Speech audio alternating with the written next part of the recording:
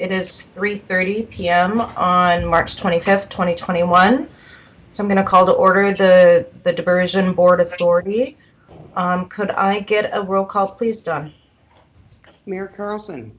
Yes. Dr. Mahoney. Here. Mayor Dardis. Yes. Mr. Peterson. I'm here. Mr. Hendrickson. Here. Mr. Pepcorn. Here. Mr. Ebinger. Mr. Strand. Present. Mr. Campbell. Here. Mrs. Shirley. I'm here. Mr. Steen. Here. Mr. Olson. A quorum is present. Thank you, Don. And this is not on the agenda, but it's something that I think we kind of just need a quick little tutorial. And Peggy is going to share a quick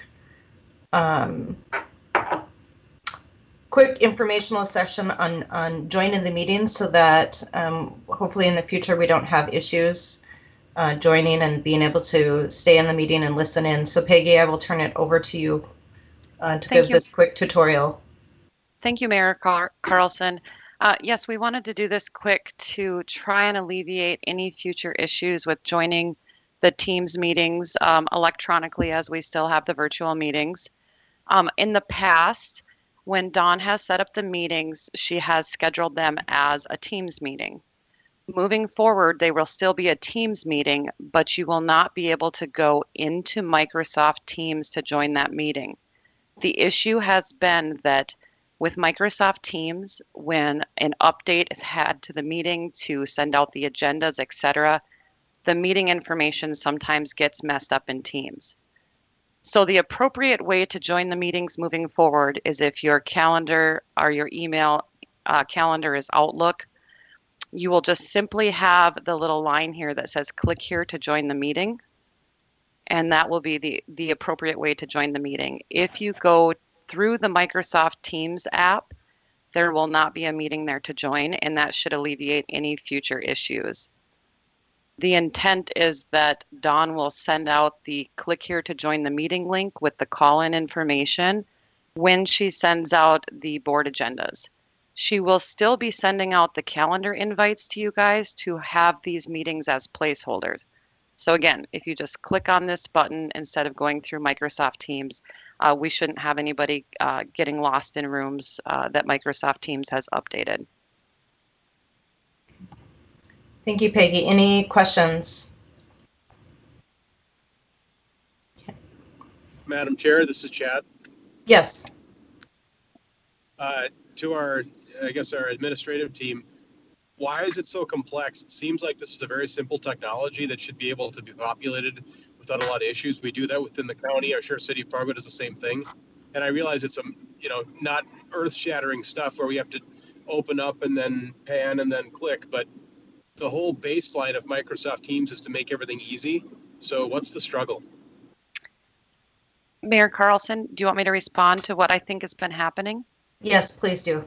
So what we think has been happening, Commissioner Peterson, is that when the meeting is actually set up in Teams, anytime an update is set up, like when Dawn sends out or updates the invite with the packet information, the information in your calendar itself stays the same, but if you join through Microsoft Teams, that room and dial-in information sometimes changes, and that is something that's out of our control. That's a bit of an issue with Teams, because she's wanting to have these scheduled on your calendar in advance as placeholders. So that is why she's going to wait to send out the Teams invite information when we send the agenda and packet information, but you will still have the Outlook placeholder on your calendar ahead of time. It has also been, in our understanding, a bit of an issue when Microsoft Teams does updates. Does that help Thank you. answer your question, Commissioner? Yep, thanks, Madam Chair. Okay. And again, sorry to be kind of a naggy pain guy, but I appreciate your time. Okay. Paul, you had your hand up. Yeah, I just wanted to add a little bit to Commissioner Peterson. team seems to work well within one organization, but when it starts going across organizations, such as between the city of Fargo, the county system, and various the city of Moorhead systems, some strange things start happening, and updates are not as consistent when they go across these various organizational lines. Okay. If Thank I you. could Go ahead. jump in. This is David Ebbinger. Speaking of strange things with teams, I cannot get mine to open up. So I'll be doing this on phone. I'll be on mute. I don't know if you've taken the role yet or not, but I've just come into the meeting. I will add you to the roll. Thank you, Dave. Yeah, you had some issues too. I don't understand what asking for that number. Bernie had something similar today as well. So we're working on that. Thank you. Oh, okay. Thank you. Thank you, Commissioner And Ebbinger. Dawn, this is Roger, and I'm on the phone also. Thank you, Roger. Thank you, Peggy and Don, for trying to alleviate future issues. Hopefully when we can start meeting in person, a lot of these will be alleviated. So we'll just keep trying to resolve the issues as we move forward. So Mayor Mahoney. Could we start meeting in person next month? I'm thinking most of us are getting our vaccination, could wear a mask if need be. We could open the commission for that if you'd like. So Mayor Mahoney, I think that there is a scheduling conflict in your room, in your meeting room right now. I believe your liquor board is currently using the space on this same meeting day and time. Is that correct, Mr. Paulson? Liquor board meets on a Wednesday at 1:30. Yeah, Mayor, I'm not sure. We were notified by the city of Fargo that the room would be unavailable until I believe it was the June meeting where we could start having it in person. But we can check with your staff and see if it would be available before then. I think, Joel, that was because of COVID issues, so I think we would be released by the time we get into May meeting or April meeting. We can take that offline. Thanks. Okay, sure. Thank you, Mayor Mahoney. Okay.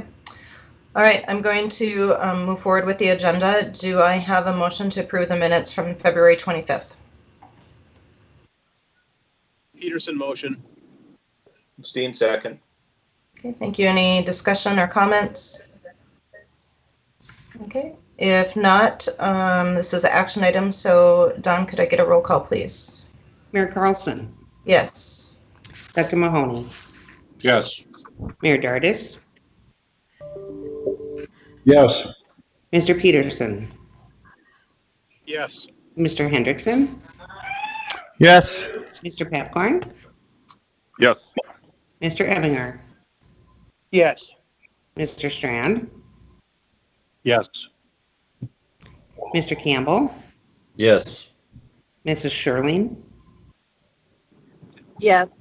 Mr. Steen. Yes. Mr. Olson. Yes. That is everyone. Thank you. Next is the approval of the order of the agenda. Could I get a motion on that? And actually, prior to that, Mr. Shockley, for the approval of the order of the agenda and the consent agenda, since it is a North Dakota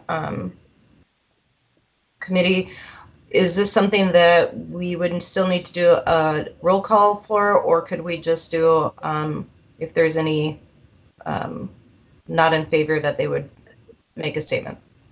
Madam Chair, great question. I believe that it would be up to you as chair how you want to conduct the voice vote. You could either have a roll call, or you could go ahead and have a motion and a second and call for a voice vote, or call for those who are opposed to it.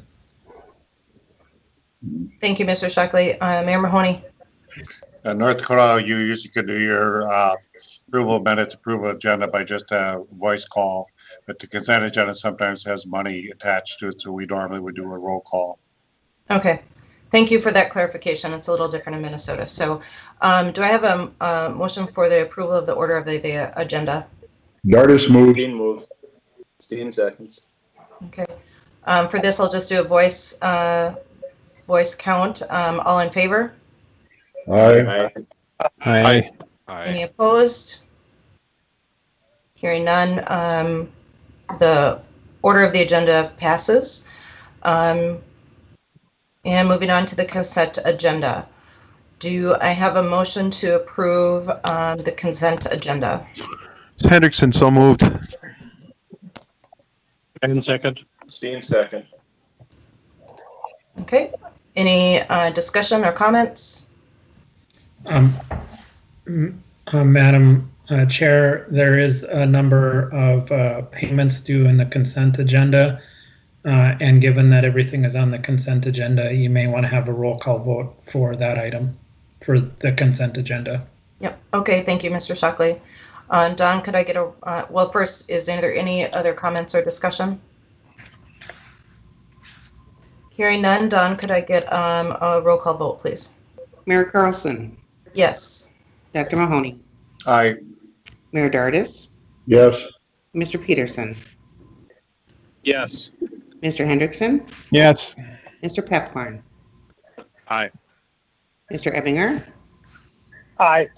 Mr. Strand, Yes. Mr. Campbell, Yes. Mrs. Sherling, Yes. Mr. Steen, Yes. Mr. Olson. Yes. That is everyone. Thank you. Consent agenda passes. Moving on to the regular agenda, number 4, Executive Director Report. I will turn it over to you, Mr. Paulson. Thank you, Madam Chair, members of the Diversion Authority Board. We've had another busy month in March. Chris Buckygard and I and the township teams and the utility teams have been working diligently to execute as many MOUs as possible. You just saw a few of those contained within the consent agenda. We did receive the first township MOU agreement for Weiser Township. That to us was a kind of a monumental thing. We've been working for over half a year with the different townships to negotiate the MOUs. So that Weiser Township MOU should come through next month, but we did get agreement from their township board. So Chris continues to go out to the townships on a monthly basis and continues to work through a number of issues related to the specific townships. Each one is obviously unique as far as the impacts of the project are concerned. Overall, we're getting good reception from the townships, and we continue to put in quite a bit of effort on that front. Myself, I've been very much involved in a lot of communications with the public and with the North Dakota State Legislature. I did testify at the Senate Tax and Finance Committee on March 17th for House Bill 1431. That is the bonding bill that contains $435 million for the Diversion Authority. I also testified to the Senate Appropriations Committee on March 22nd. That was in regards to the State Water Commission bill that had the not to exceed $850 million total intent for state contributions to the Diversion Authority project, as well as some changes with pulling the Diversion Authority out of the Resources Trust Fund, which of course frees up those dollars for projects across the entire state of North Dakota. We really view it as a win-win situation for North Dakota and the Diversion Authority. And then we've also been working very diligently on our federal legislative strategy and outreach with the administration change and some new programs being developed. We continue to look for additional ways to find federal dollars and bring those into the program. So we continue to monitor many different fronts, and we can talk about that maybe a little bit later in the meeting. Some exciting things on the public-private partnership front. We did issue an RFP addendum that was sent out to the proposers on March 9th. And then we did receive the technical proposals from the bidders yesterday, which was a monumental day for us. Obviously, we've been working for years to go through the process and work with the development teams. And we did receive those, successfully did receive those technical proposals. So now we've compiled a technical review team. So engineers from the different member entities will be devoting a lot of time over the next few weeks, really digging into those technical proposals and scoring them. So we look forward to kicking off that process. Just a note on that front is, we're expecting the financial proposals next month as well, which will complete the requirements, and we will have all the information necessary to ultimately, hopefully in May, pick a selected proposer. I've been working with Chairwoman Carlson as well, bringing her up to speed on a number of different fronts, and so that work will continue. A couple of other notes that I don't have on here, but I just wanted to make the board aware. We talked last month about the issuance of the Minnesota DNR permit. That was an agency decision. We actually received the permit about a week ago from the Minnesota DNR.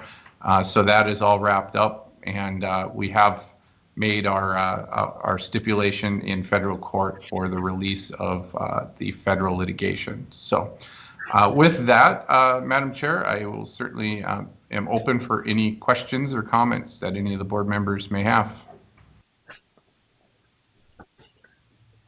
Oh, you're on mute, Madam Chair. Thank you.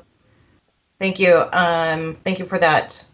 It's hard to sometimes, I think, keep up with all the successes that we're having, and to even put it all on one PowerPoint slide is pretty incredible. Any comments or questions?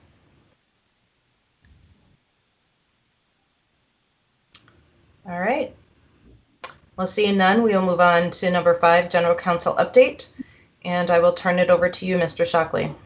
Thank you, Madam Chair. Within the council packet, or the board packet, and my apologies for updating this late this week, pursuant to the direction that the board had given us regarding the litigation involving ICS versus the Metro Flood Diversion Authority, we did extend the Rule 64 offer for 1.4 million approximately to ICS, which after significant negotiation was accepted. You will recall that they were originally asking for about pretty close to 4 million. And so this is pursuant to the board's direction. It was accepted. Given that it was a Rule 64 motion, it would be really difficult not, to unwind it. But we did need to get board confirmation that you are accepting of this, and then to give the chair and the executive director the authority to go ahead and sign the settlement agreement in the ICS case. We have not completed the ICS case settlement documents because they just agreed to this within the last couple of days. So it's still very fresh, but we wanted to get it on the board agenda, get it accepted, and get it resolved. I can certainly answer any questions you have, but we view this as a positive result on this construction case claim. Thank you, Mr. Shockley. Questions or comments?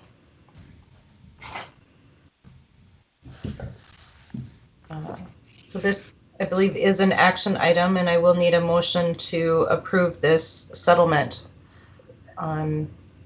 Do I have a motion? This is Dave Pepcorn. I'll make that motion. Steen, second. Thank you. Any further discussion? Seeing none, Dawn, could I get a roll call vote on this, please? Mayor Carlson. Yes. Dr. Mahoney. Aye. Mayor Dardis. Yes. Mr. Peterson. Yes. Mr. Hendrickson. Yes. Mr. Pepcorn. Aye. Mr. Ebbinger. Aye. Mr. Strand. Yes. Mr. Campbell. Yes. Mrs. Shirley. Yes. Mr. Steen. Yes. Mr. Wilson. Yes. That is everyone. Thank you very much. The settlement has been approved, and I imagine, Mr. Shockley, you'll get that to Mr. Paulson so that he and I can sign that. Absolutely, Madam Chair, and we're still in the process of drafting it, so there'll be some cleanups and some changes and just resolution, but we wanted to get the board approval today. So thank you. Thank you. Sorry. My two dogs are also approving that resolution. Moving on to number 6, core project update. I will turn it over to you, Terry. Good afternoon, Madam Chair and board members. I'm pleased to provide the Corps' monthly update for March. Diversion inlet structure, both work resumed at both the diversion inlet and the wild rice. The DIS is about 46% complete. Upcoming construction for the DIS, they're going to complete the dam walls this year. The concrete piers, which are between the three gates. So that'll be a big pour. They'll do the stilling basin pour in the walls, and then of course continuing the gate fabrication and the machinery fabrication. The wild rice structure is about 21% complete. They too, driving sheet pile in the stilling basin area this year. The approach walls and the apron should be poured. The stilling basin and the walls should be poured. And the preloads should be installed. Just like we're preloading at the wild rice, just like we did at the diversion inlet structure. On to number 3. 3 and 4 are big. These are the 2 contracts that are pending award. I-29, we got a nice bid opening on the 9th of March. And we anticipate awarding that contract no later than mid-April. We're shooting for no later than 9 April. The apparent low bid on that was about $66.9 million. It'll be the largest contract the Corps has awarded to date. Number 4, Reach SC1, we're also award is pending on that contract. The apparent low bid was $2.2 million. So we've moved those into the construction category out of the design category. Pretty excited about that. Number 5, the Red River structure design, that still remains on schedule. The 95% review has moved out a little bit, but we've got plans and specs still being done the end of August. 6, 7, and 8, these are all Southern Embankment Reaches 1B, 2A, 2B. We've got detailed design going on those 3 pieces, and then also doing a little bit of very preliminary work on Reaches SC4 and 5, which would be the embankment reaches in Minnesota. Number 8, Drain 27, nothing really new to report on that, except we're trying to determine how long the delay will be to be able to award a contract for that job. And number 9, nothing new either. Drayton Dam, detailed design continues. Then on the next page, we've put together kind of a preliminary rendering of what the Red River structure will look like. This is looking from south to north through the structure, how the water will flow through that structure. You can see where the 3 gate bays are, the bridge on top where all the mechanical machinery will be mounted, and then the bridge that goes over the structure and the dam itself. And then they'd also list some the primary features of this structure, which is very similar, of course, to the wild rice. That's all I had for the update. If there are any questions.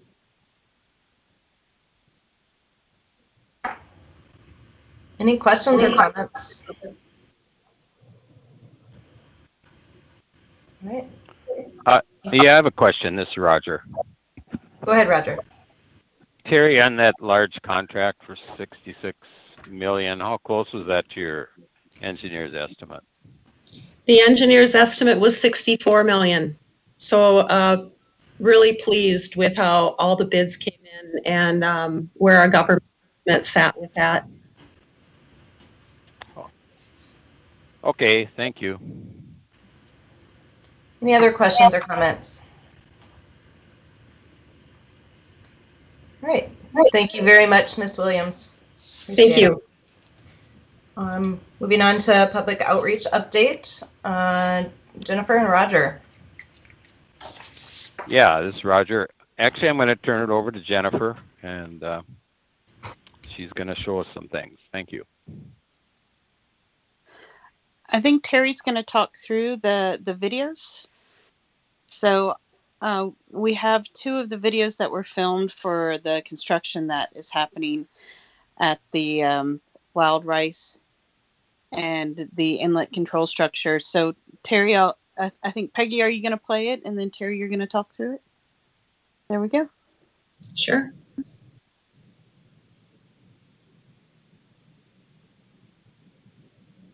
So this is for the diversion inlet structure. This was taken last week.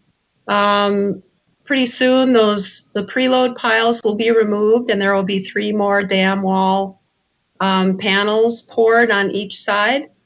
The walls have to be poured within a certain amount of time that the preloads are taken off so that we don't have any rebound of the soils.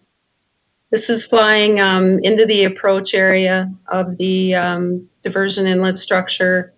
The approach slab is poured. The slabs for the gated area are poured as well already.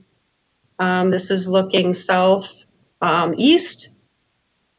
This is looking northwest. You can see the Ames is driving pile in the Stilling Basin area, H pile, preparing to make those big pours of the basin itself and the walls. The Stilling Basin will include baffle blocks to dissipate the energy from the flows of the water coming through the structure, down the steps, and through the Stilling Basin.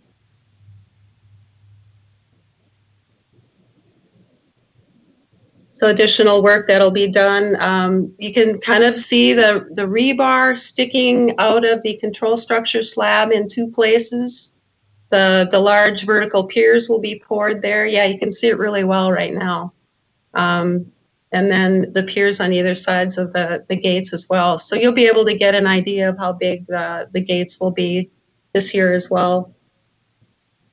The gates are being fabricated and they should be installed in the summer of 2022 at the diversion inlet.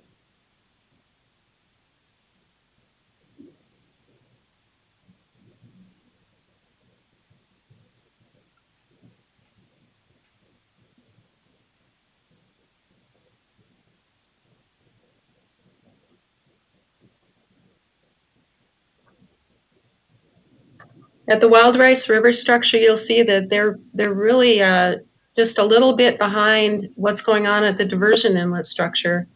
So here we're flying north in the direction of the flow that will go through this structure, in the direction of the engineered channel that will be dug once the whole structure is complete and we've crossed the river with the dam embankment. You can see the approach walls as we come in on the left. Those are being formed up on top of the footing, and you can see the approach wall footings on the right. If you remember, the 2 big pours that occurred late last year were in the control structure area, the slabs. I would expect that they start pouring those walls pretty soon if they haven't already.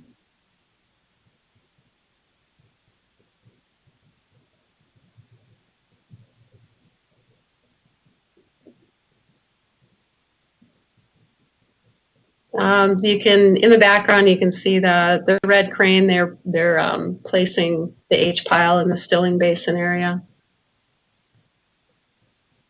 So this summer, we'll see the Stilling Basin done, the Stilling Basin walls, the approach apron, and the preloads done, the right and left preloads done, where the dam walls will intersect the earthen embankments. And we expect that the gates will be installed here next summer as well, summer of 2022.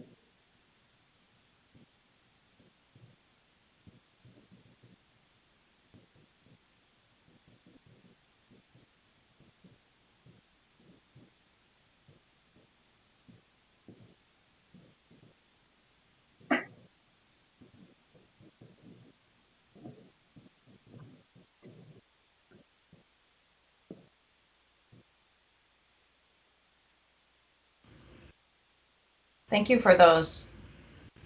It's incredible to see the work that is being done, particularly on the diversion inlet. To realize that it's 46% complete is just fantastic. Jennifer?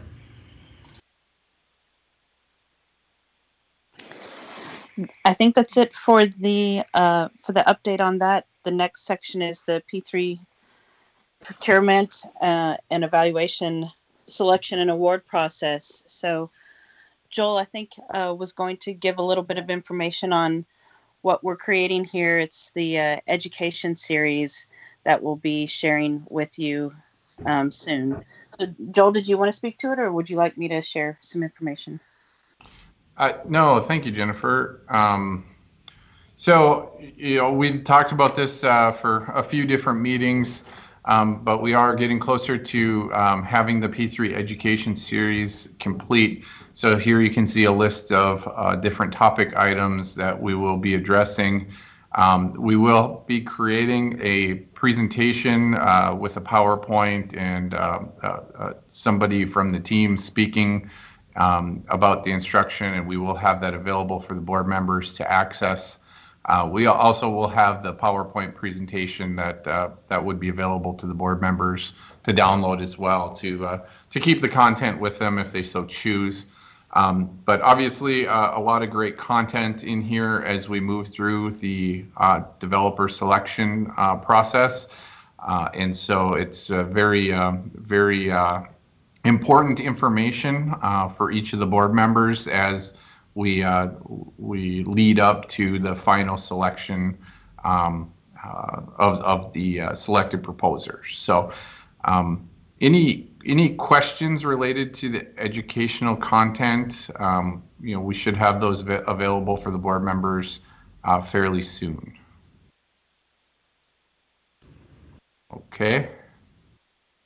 So here's just a few key dates. Obviously, we received the technical proposals yesterday, and the tech teams will begin their review process over the course of the next month. The financial proposals will be coming in on April 23rd, and then the finance team will review those between April 26th and May 7th.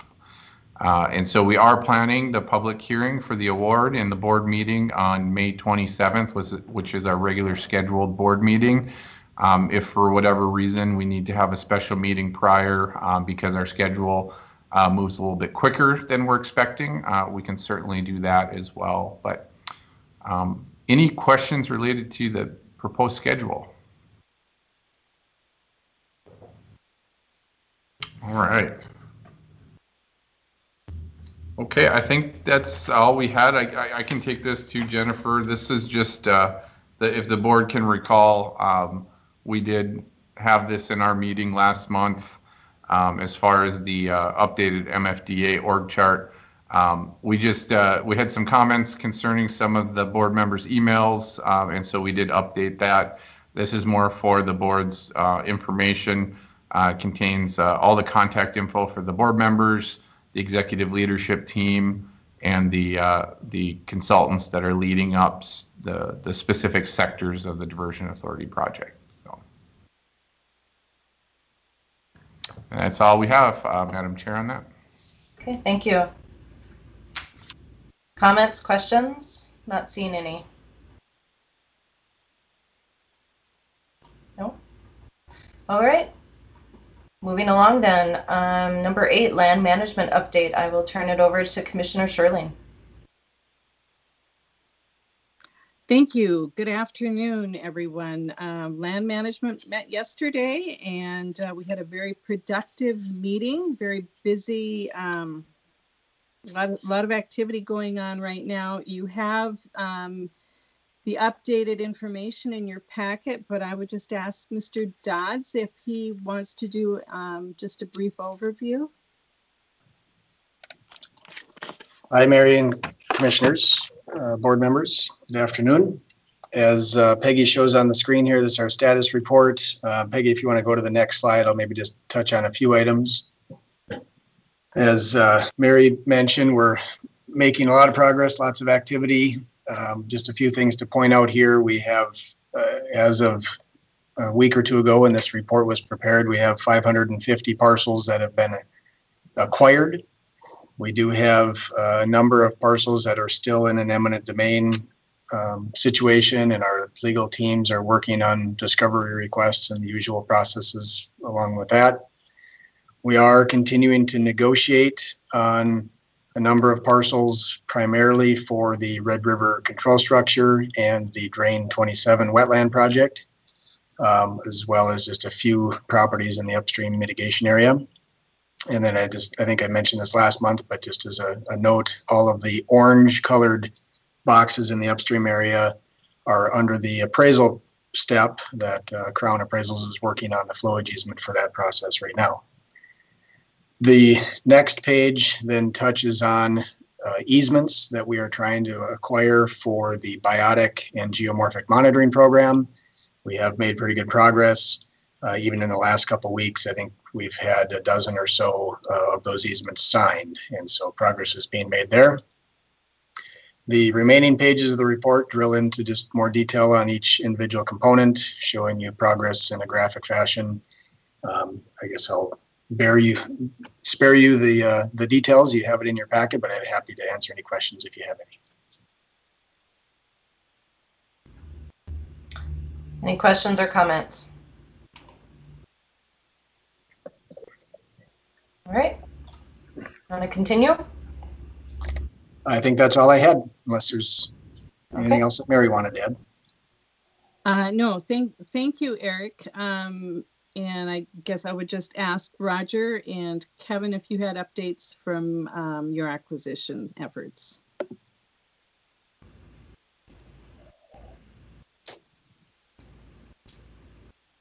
And Mary, this is Roger. Actually, this morning we had our joint board meeting, and we did approve one purchase and purchase agreement, and we have several of the flowage easements. As we've been making a lot of contact, or the land agents have been making a lot of contact with landowners in the staging area, and that'll continue. So I think things are going fairly well. Thank you. And Kevin, did you have anything on the Minnesota side? I know we're always kind of a month behind in. Right. So I guess what I can report is we did at last month's meeting, we did approve, I believe it was between 4 and 6 different appraisals on properties that we needed to acquire. We did have our JPA meeting today. We did discuss the timing issues regarding the 4 properties that are needed by the Corps for the Red River control structure. So we continue to focus on those properties as well. We did approve a farmland lease agreement today and a master service agreement with Tingem Appraisals, and then another amendment with Crown Appraisals. So that was the activity today. Great, thank you. And the only other, we did have some conversations that we've started working on mitigation with some of the cemeteries, and phase 2 for Crown Appraisals is underway, and working with Roger's team on doing some outreach in that regard. And that concludes my report. We'll take any questions anyone might have. Any questions for Commissioner Sherling and the Land Management Committee? You guys are a quiet group today. All right. Well, Mayor moving Carlson, on. Mayor Carlson? Yes. I did want to point out we are going to be going to live meetings as well for our MCC JPA starting in April. I just for everybody's information, that will be held in our newly expanded community room at the courthouse in Moorhead. And I believe, Commissioner Campbell, for those who are not quite comfortable or unable to attend in person, there is virtual options. Absolutely, we have really good technology there. Right. Thank you. Okay, moving on to number 9, finance update. I will turn it over to Mayor Dardis. Thank you, Madam Chairman. Finance Committee met yesterday. We did do a couple of action items. One was the policy on the disposition and management of the lands, which will be presented next. Legal counsel, Mr. Shockley, advised due to the dollar amounts of excess lands that we have, that it should also be approved by the Finance Committee, of which it was unanimously approved. There were no Diversion Authority approved contract actions that we had to act on, but there were numerous Executive Director approved contract actions and numerous Cass County Joint Water Resource District actions. And I defer to Executive Director Paulson with regard to those, if there's any questions on those. There was a substantial amount of both of them.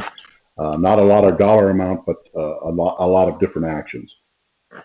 That concludes my report, Madam Chairman. Thank you, Mayor Dardis. Mr. Paulson, did you have any comments, or would you like to make a statement? Yes, thank you, Madam Chair. Yes, we did have a number of Executive Director approved contracting actions. As Mayor Dardis had mentioned, majority of them are very low cost items or zero cost items. So just a lot of different contracting actions related to budget adjustments, period of performance extensions, and the like. And then the Cass County Joint has approved a number of appraisal task order extensions. All of the Executive Director approved contracting actions and Cass County Joint Water Resource District approved contracting actions are contained within the 2021 cash budget. So there was really no questions related to these items at the Finance Committee. All right, thank you, Mr. Paulson. Any comments or questions for either Mr. Paulson or Mayor Dardis? Okay, thank you. Thank you, Madam Chairman. Moving on to other business, policy on the disposition and management of the comprehensive project for lands, and I will turn that over to Martin. Actually, Madam Chair, I don't know whether Commissioner Sherling would like to introduce this topic and report out what happened at the meeting. I'm happy to have you do that, Mary, or I can at your option.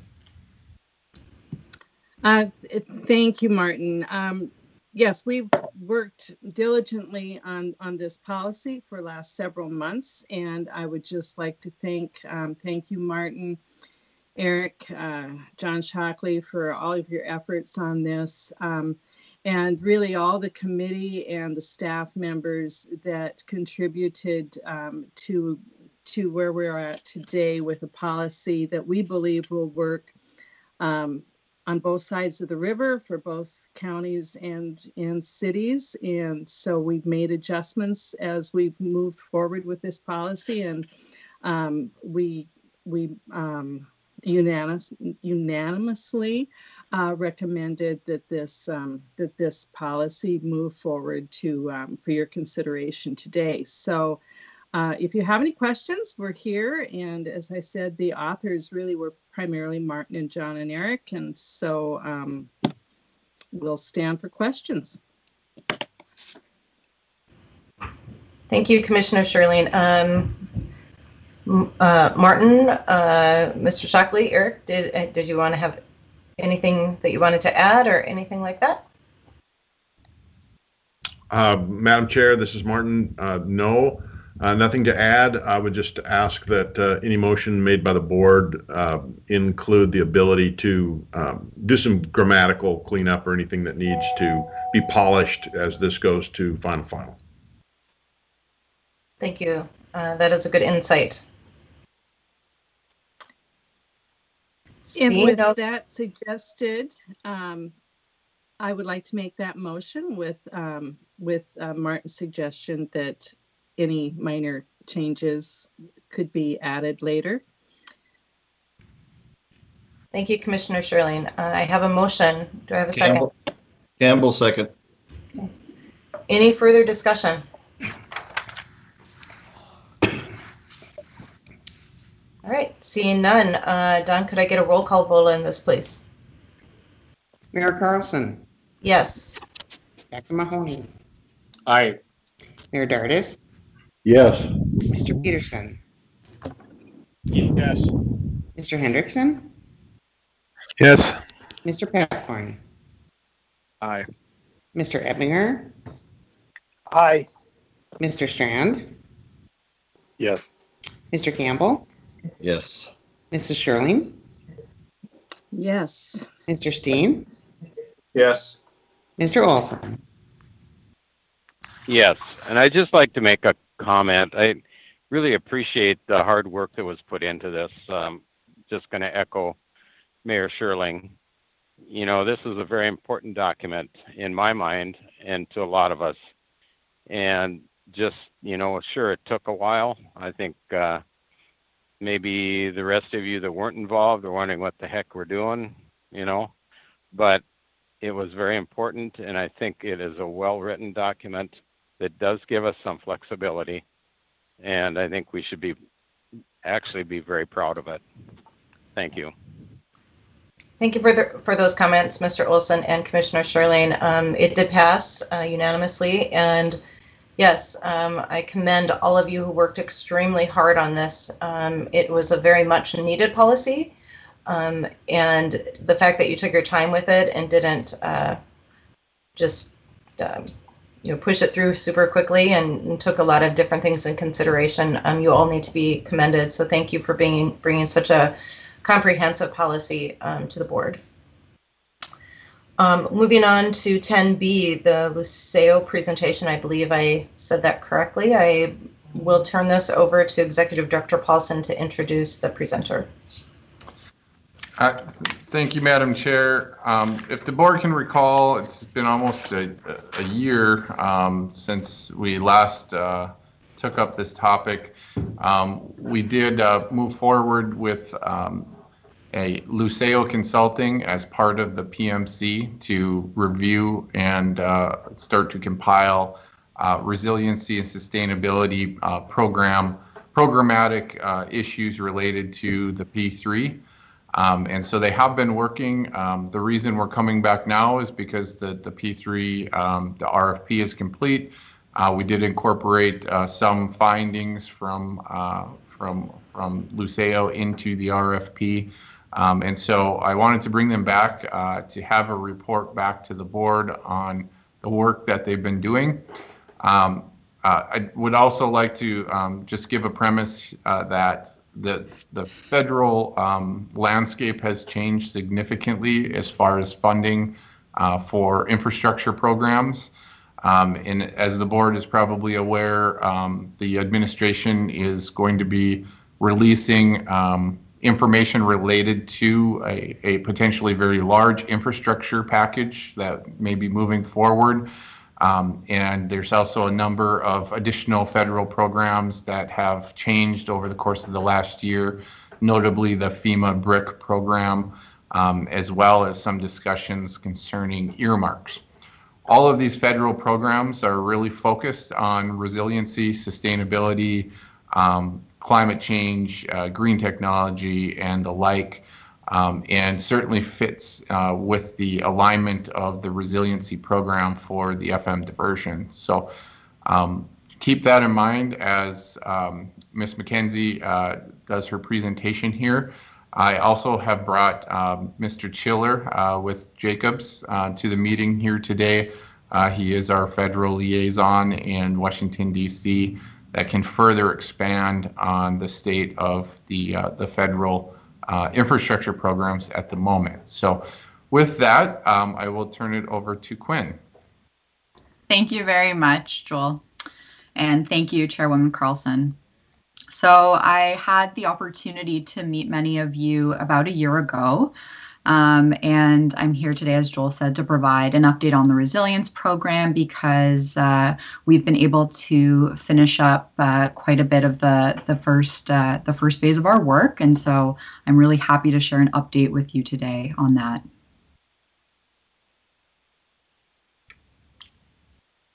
So I've divided up what we've done into two pieces because they are a little bit different. So the first piece has been supporting the P3 RFP process through providing some light touch language to support ongoing tracking and reporting of project resilience elements. And so what we've done is we've worked very closely with members of the P3 RFP team and the PMC to add some small language into the RFP to align with getting ongoing information on resilience, including risk management, community engagement, and local workforce development. And so when we say resilience here, I just wanted to point out that we are placing a big focus on economic and social resilience. And so when we say resilience, those are some key things we want to keep in mind here as well. We've also set up the resilience program as a framework, and we've done this in alignment with industry best practices. One of them is the Envision framework. And so in doing that, we've been able to create a baseline for this program, and we've reviewed a lot of different project documentation across many disciplines in order to do that. And we've taken the lens of resilience and been able to build this to monitor ongoing performance for the project.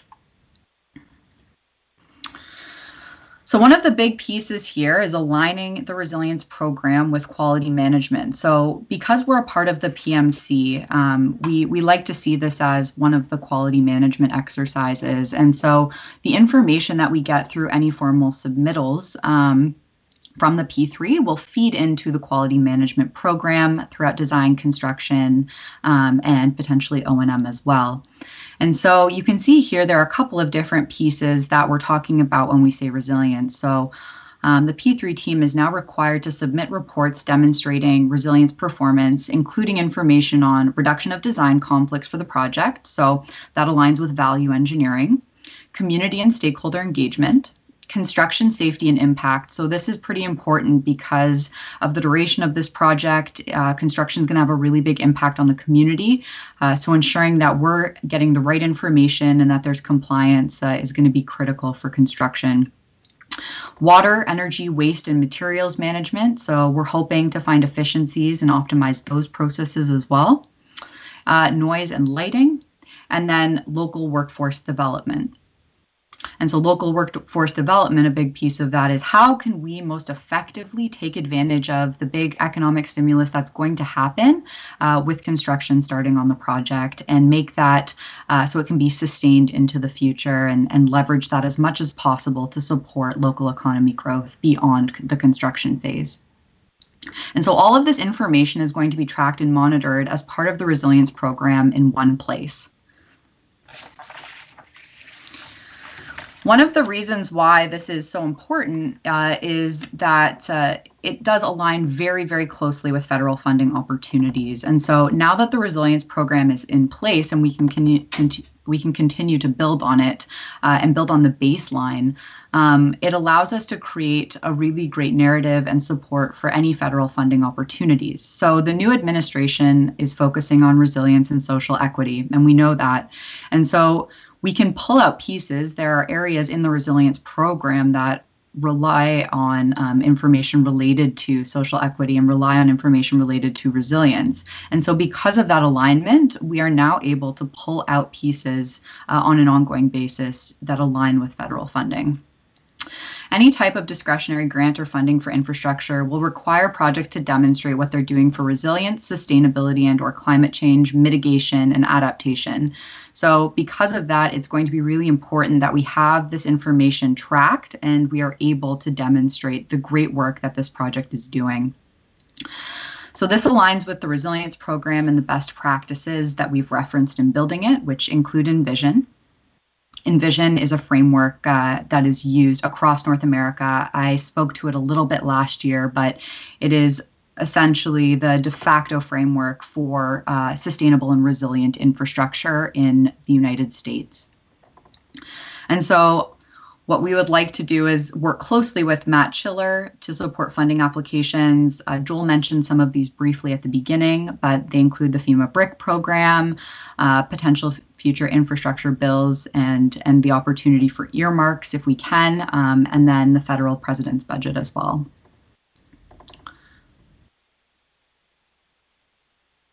And so in order to do that, these are some next steps that we would address in upcoming phases of our work.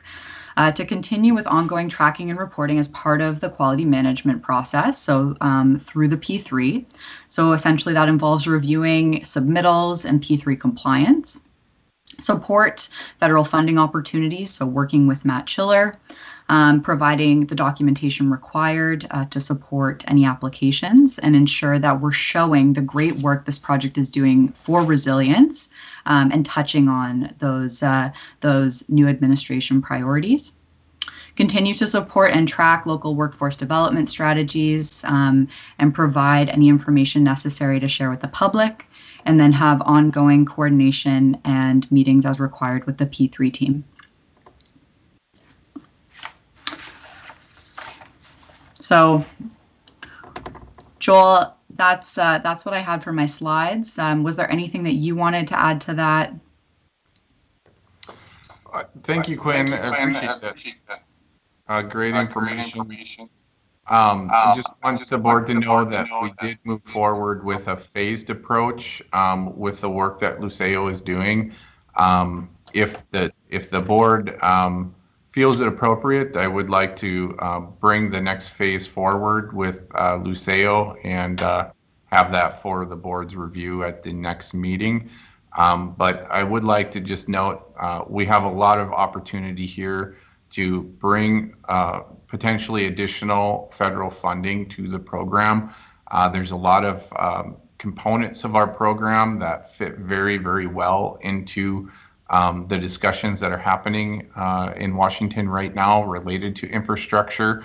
Like I mentioned, Matt Schiller is attending the meeting today, and if any of the board members have any additional questions or want to dig into that, Matt is available to provide any information to that extent. But I think we have some great opportunities in 2021 to move some of the local non-federal work and have that supported by federal funding, which obviously reduces the burden on the local taxpayers and the state of North Dakota.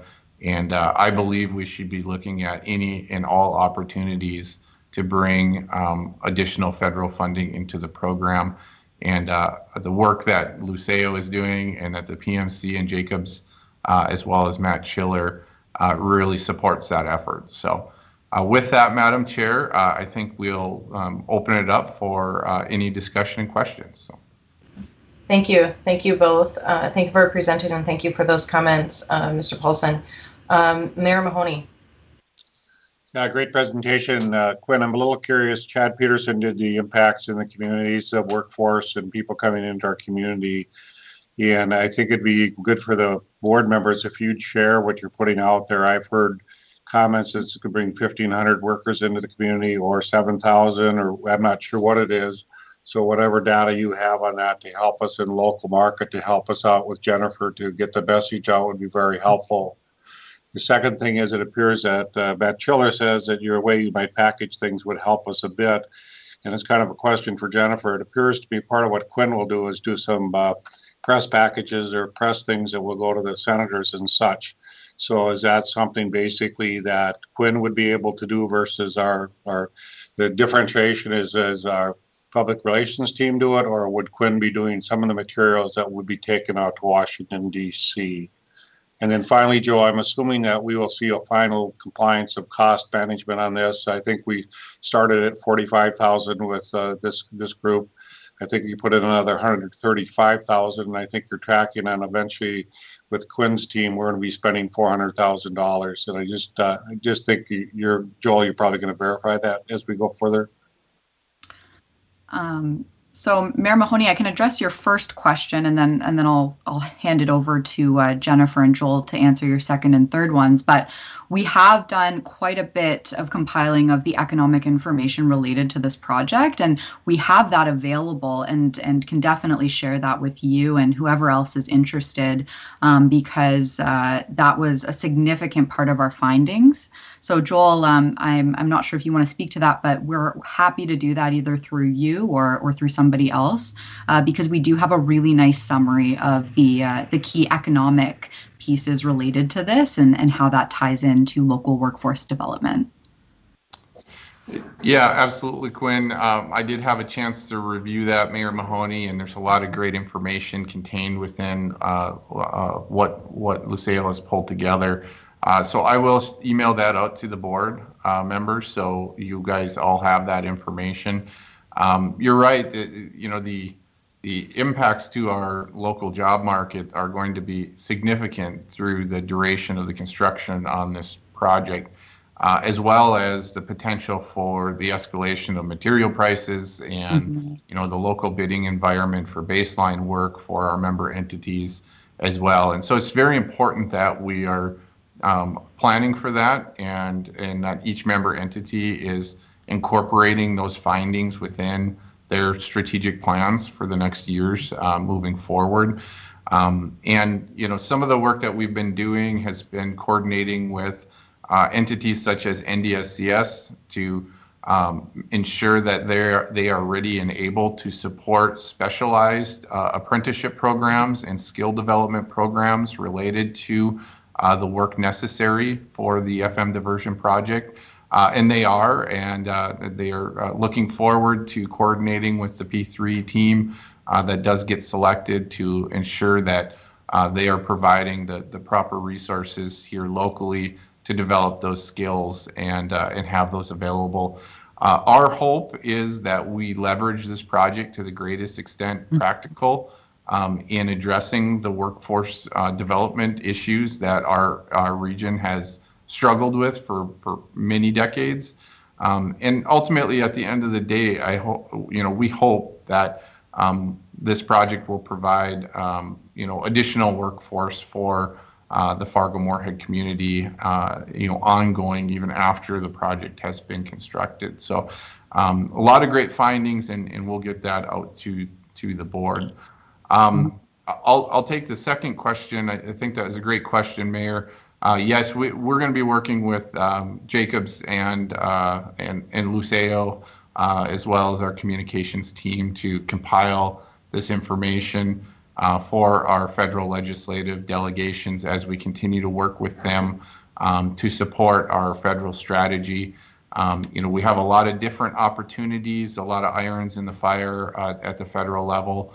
And so certainly, we will utilize, the full support of our teams to provide that information as we continue to move through and get some additional clarity on what this infrastructure package might look like, and maybe where the earmarks are going with Congress and how that's all going to work. And then the last question that you had related to Luceo's task order and phased implementation. Yes, that is something that I would like to provide that overview to the board at the next meeting. If the board feels that this is a valuable component to the diversion project, we will bring that forward at the next meeting and make sure the board is comfortable with moving into the next phase for the work that Luceo can do to support our resiliency plan. All right, thank you very much. Mayor Mahoney, did that answer all of your questions? Yeah, that answered my question. It's just with Bernie Dardis and myself, we're going to have to struggle or kind of get in this race to add more apartments as quick as we can so we don't have man camps. So I don't know, Mayor Carlson, if you want to get in that race as well. But if there's 5,000 to 7,000 people coming our way, I think we're going to have to get busy. I agree. Thank you. Commissioner Sherling. Thank you, Madam Chair. I would like to hear Mr. Chiller's input regarding the potential for additional federal funding and how, Matt, how would you integrate this with your current efforts? Thanks. Hi, thank you. Mary, I appreciate the question. Madam Chair, thanks for having me. Joel, thank you for the invite. It's a great question. I think what Quinn and her team bring to this is a number of hard facts and statistics that we're going to be able to use. I think will help to set us apart.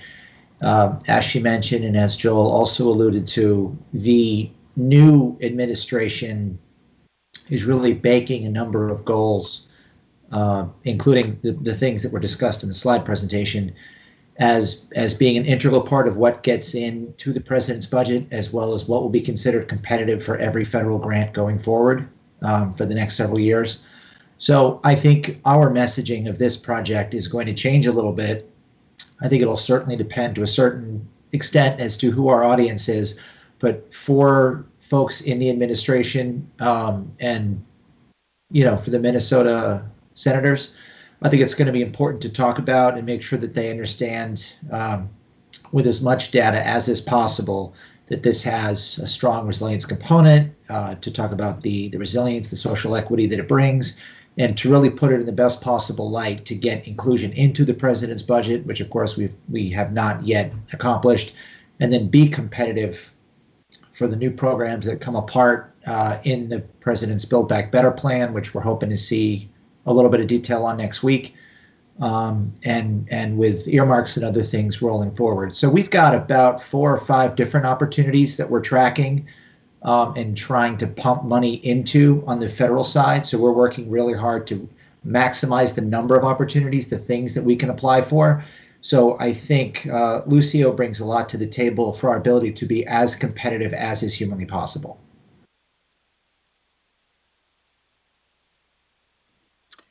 Thank you. Appreciate that. That is all I had. Thank you.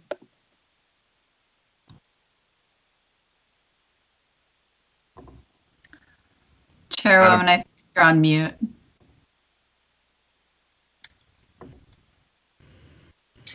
Okay, thank you. I thought I had taken it off. Thank you, Commissioner Sherling. Mayor Mahoney, your hand is still up. Did you have any further questions or just?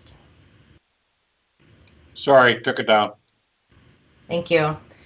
Any other questions or comments for Quinn or Joel or Matt Chiller?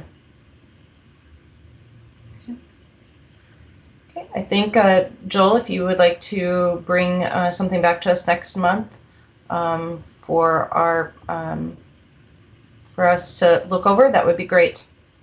So thank you for the presentation today, Ms. McKenzie, and Mr. Chiller for being on the call. Thank you, Madam Chair. Thank you again. We do not have anything left on our agenda. Our next meeting will be held on April 22nd, 2021. Oh,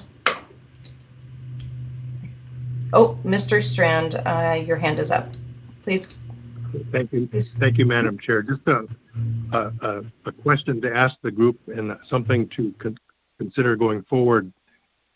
Being as we're in such an accelerated pace of activity right now, and I don't think it's going to slow down anytime soon, and into the construction season, I'd just like to have us think about whether we should be stepping up our meeting schedule and maybe for a moment meeting every other week instead of once a month.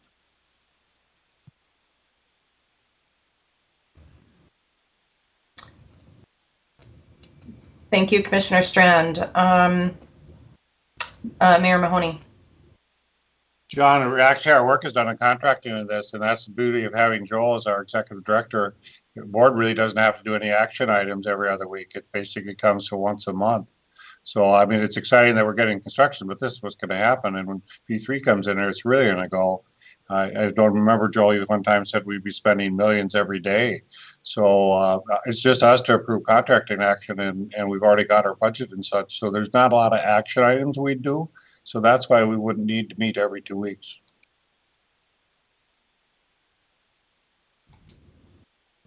Madam Chair, I'll just conclude. It's simply food for thought.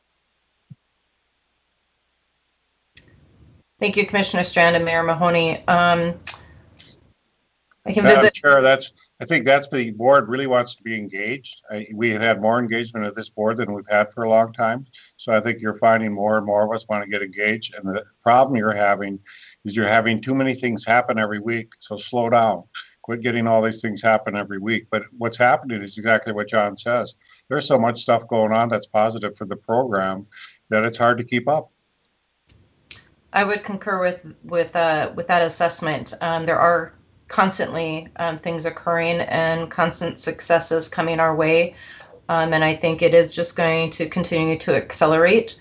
I will visit with Executive Director Paulson, and perhaps if that's something we could do a poll. Maybe I don't know. I don't know if there. I would concur with Mayor Mahoney. I don't know if there would be a lot of actual action items on the agenda. Commissioner Sherling.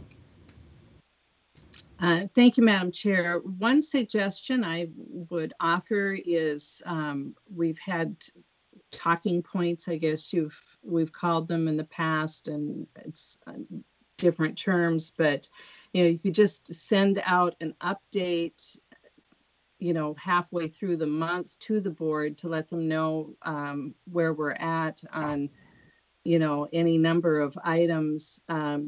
I think that's helpful just when we're talking to the public in general. People want to know, hey, I saw this thing going up, whatever it might be. And I know I always like to know what they're talking about. So if you've got something that you can just shoot out to the board members, every once in a while, I think on a regular basis, it would be helpful. That perhaps that would be adequate. Commissioner Sherling, I really think that's actually an excellent idea, because even just this last month, there have been so many really amazing things that have happened. If we just had bullet points, even to give us a few sentences about each of the things that are occurring, that might help. Mayor Mahoney, your hand is up. I got to learn to take that thing down. I'm sorry. I agree with Mary. I think just Jennifer can work on this, is that perhaps bullets out of her office just to tell us what's happening. And that elevator speech, Mary, is exactly what we need sometimes, because the legal stuff we've been embroiled with for so long, nobody knows what the newest thing means. That John Tuheim drops this thing finally, what does that mean to the program? And to Joel's point, when suddenly the legislative body is going to fund us at 100%, there's just so many things that are happening. It's good board members would know. Yep. Thank you. Thank you. Madam Chair, this is Roger. Yes. Go ahead, Roger. Yes. Well, this is exactly what Jennifer and I talked about, and she offered up that communication with the board is going to be very important going forward. And she wants to make that communication easy and informational. So that's definitely on the radar for her, and just to keep us abreast of what's going on. And yeah, we're aware of that. Thank you. Thank you. I'm glad it's already on your radar, Jennifer. If I could make a comment, please. Yes, go ahead. Yeah, Commissioner Sherling, Mayor Mahoney, Commissioner Olson, great comments, and I think we're all on the same page, and there is so many things going on. We are doing kind of a bi-weekly update for the co-executive directors. That's been received very well, to keep them up to date on all of the different activities that are going on.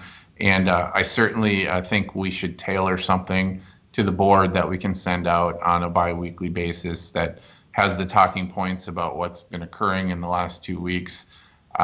You're absolutely right, Mayor Carlson. It's been a very fast roller coaster for us, and we're going downhill, extremely fast, and there's a lot of things happening, and it's extremely exciting.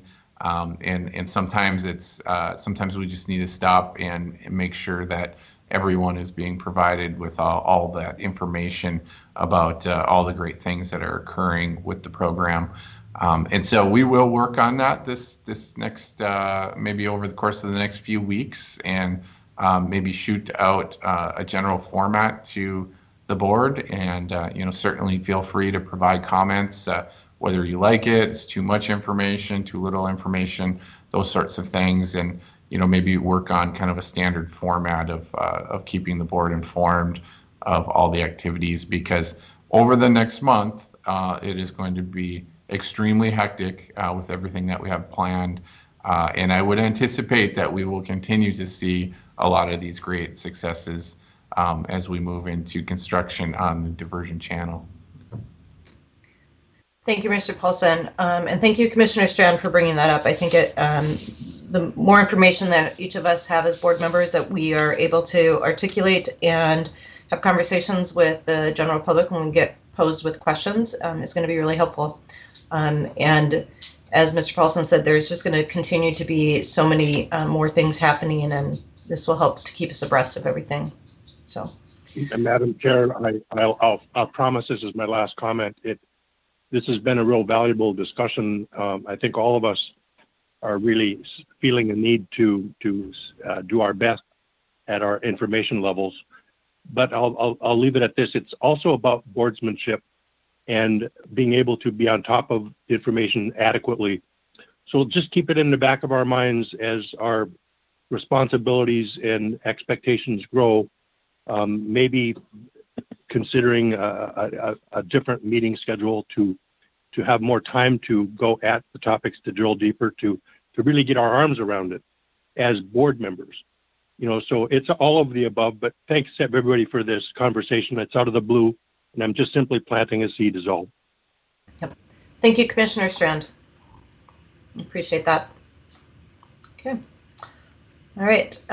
So next meeting again, and we will visit with the City of Fargo to see if we might be able to get into the meeting room there, possibly. If so, we will let everyone know. I would imagine that there would still be a possibility to attend virtually if people still are not comfortable or not able to, but if perhaps we are able to start offering the possibility to meet in person, that would be helpful also. So again, next meeting, April 22nd, 2021. Do I have, now I'm not remembering, do I get a motion to adjourn or do I just adjourn? Mr. Shockley? Motion. Could I get a motion to adjourn? So moved. Shirley. Second, Habinger. Okay, thank you. We are adjourned. Thank you, everyone. Have a great next few weeks. Thank you.